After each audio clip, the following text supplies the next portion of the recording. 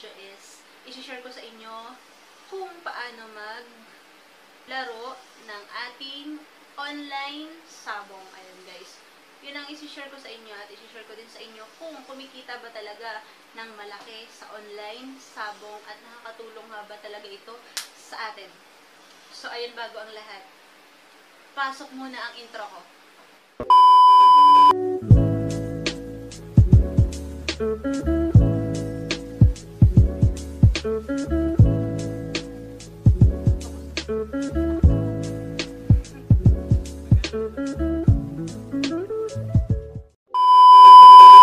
What's up guys? This is Jen Oliva, ang inyong lingkod, at welcome back sa aking YouTube channel.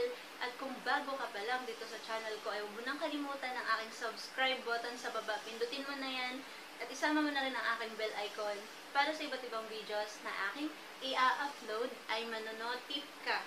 So, ayun guys. For today's video nga, ayun, sabi ko kanina, ay tuturuan ko kayo kung paano mag-register sa ating online sabong, sa online sabong na paying apps daw. Ayan, naglalaro ka na, kumikita ka pa. So, ayun, ituturo ko sa inyo kung paano mag-register sa inyong mga cellphone. So, ayun, kung gusto mong matutunan at gusto mong matuto kung paano magsabong at kung paano mag-register, just keep on watching at matuto. So, ayun guys, kung makikita ninyo, hindi ako agent ng online sabong at player lang din ako dito. Wala akong referral link para maging agent. So, ilalagay ko sa aking description sa baba ang link na i-download ninyo at pag na-install nyo na, sundan nyo lang ang instruction na ilalagay ko dito sa aking subtitle. So, ayun guys, kung na-install nyo na ang online sabong app, ito siya guys. Oh my god. Ayan, so wala tayong wifi. So, ayan, pag na-install nyo na, ilagay nyo ang inyong cellphone number, kung ano yung gamit nyo sa GCash, ilagay nyo ang inyong cellphone number na gamit nyo sa GCash, at ang pangalan ninyo. Yun lang naman ang kailangan doon. Tapos, syempre guys, ang pinaka-minimum na pwede nyong i-add credit sa inyong online sabong account is 200 at 100 naman ang pinakamababa na pwede nyong itaya. Ang tanong dito is kung kumikita nga ba sa online sabong. Ang sagot ko dyan is yes, kumikita sa online sabong. Legit naman ang online sabong, kikita ka. Depende pa rin sa manok na tatayaan mo. May talo, may panalo, at depende pa rin sa taya mo kung magkano. Kung syempre, paglaki ng taya mo, paglaki din ng makukuha mo. At kung maliit naman yung taya mo guys, is maliit lang din. Magkano lang yung makukuha mo. Depende sa sa percent ng tinayaan mo. Sa wala or sa meron. May tendency na matalo. To be honest is palagi akong natatalo sa online sabong, and hindi ko nire-recommend sa iba na magsabong kayo para kumita kayo. Hindi siya nire-recommend. Hindi ko siya nire-recommend sa inyo. So, ayun guys. Ako is, nagbabaka sakali lang ako. Yes, tumataya ako sa online sabong. Nagbabaka sakali ako. And may times na natatalo. Sayang lang yung pera ko. Nangihinayang ako. Nagsisisi ako.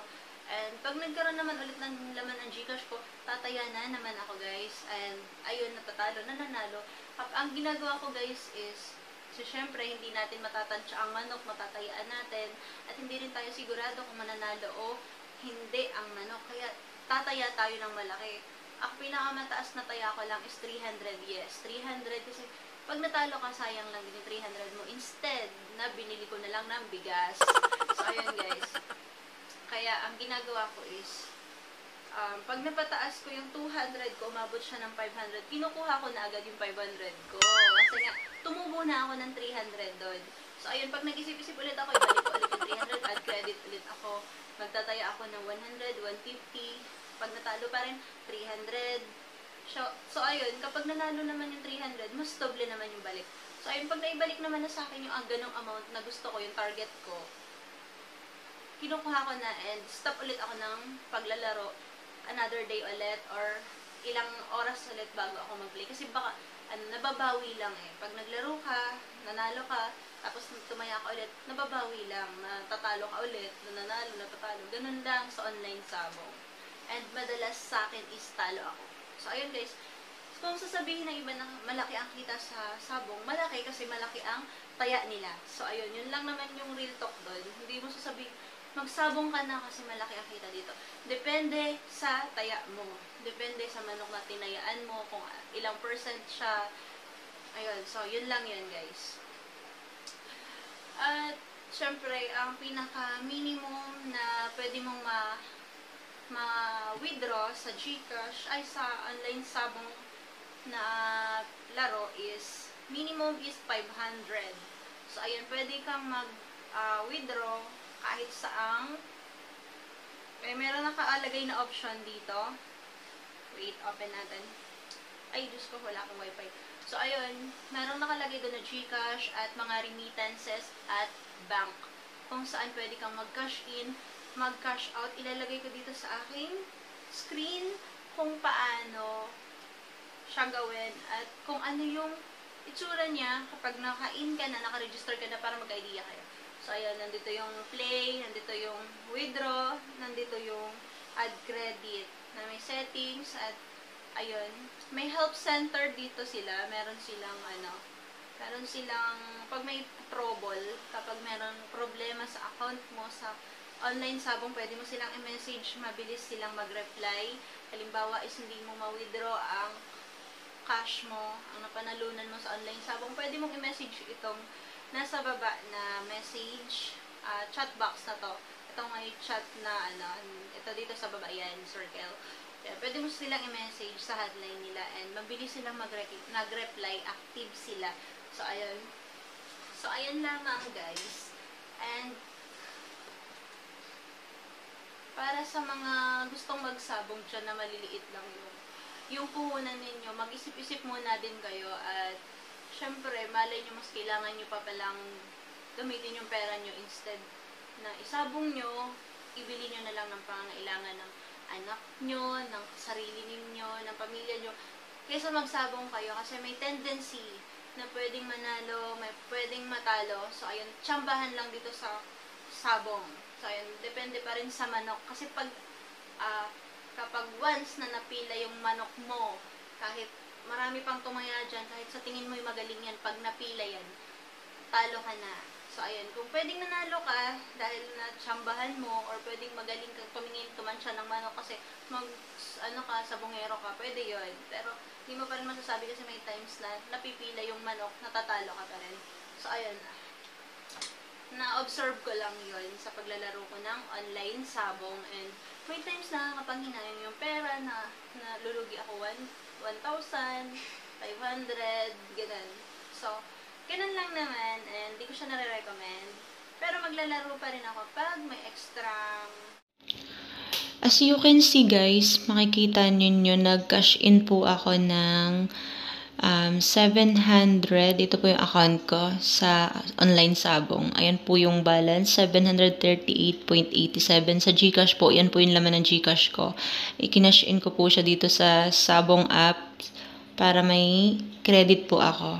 Yan, nag-add credit po ako. Ito po yung add credit. Pindutin nyo lang po dito sa side. And then, ayan po. Tumaya po ako dyan ng 500, kaya po siya naging 840 and naging 1,079.07 po. Ang balik, ito po yung aking panalo, 500 po. Ayan, 500 po yung taya ko. Tapos, i-withdraw ko po siya pag nanalo po ako once. And then, ayan po kung paano po siya i-withdraw. Ilagay lang po natin yung amount na i-withdraw po natin sa ating online sabong. Tapos, dito po sa baba is GCash po. Tapos, yung GCash number po natin. Ayan. Tatype lang po natin yung number po natin ng ating GCash. And then, pag na-type na po natin, submit lang po. Ayan. Hintayin po natin siya for 1 to 5 hours. Minsan, 1 hour lang po. Receive na po natin. So, ayan. Wala po kayong makikitang manok na nagsasabong kasi bawal po yun sa YouTube. Tapos ito po yung makikita nyo sa baba. Yan po yung mga records kung panalo o talo po. Sa ngayon po is ini-uninstall ko po yung Sabong application kasi nasasayangan po ako sa pera. Madalas po kasi ako natatalo and di palaging panalo. So guys, kung nagustuhan niyo ang video na ito, huwag niyo kalimutang pindutin ang aking subscribe button at ang aking bell icon for more upcoming videos, guys. Thank you for watching!